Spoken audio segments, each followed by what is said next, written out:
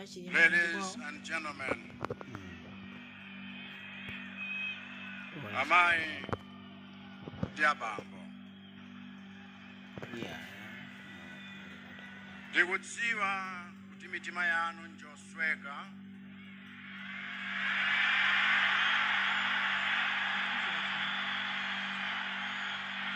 Ndikudziwa kuti mabala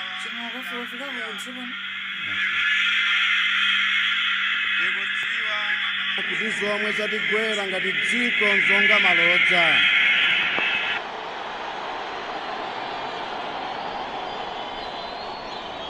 Palibe mmodzi wa inu amene anali oyembekeza kuti tsiku la lero tidzakhala titasonkhana malo ano kulira imfa ya malemu.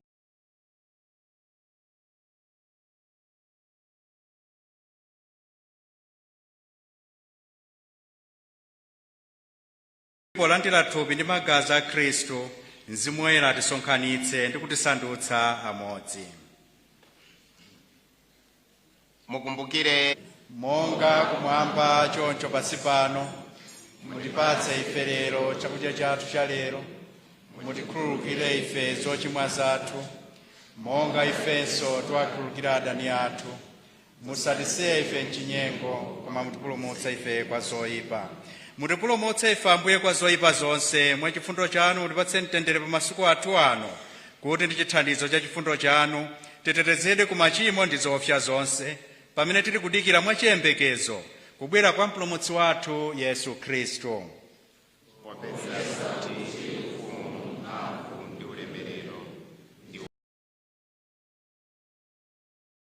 Apostoli anu kuti ndikukusiyirani mtendere wanga ndikukupatsani, musayang'ane machimo athu koma chikhulupiriro cha mpingo wanu, ndipo mwakufuna kwanu mupatse mtendere ndi umodzi, inu amene muli ndi moyo ndi ufumu pa nthawi zosatha.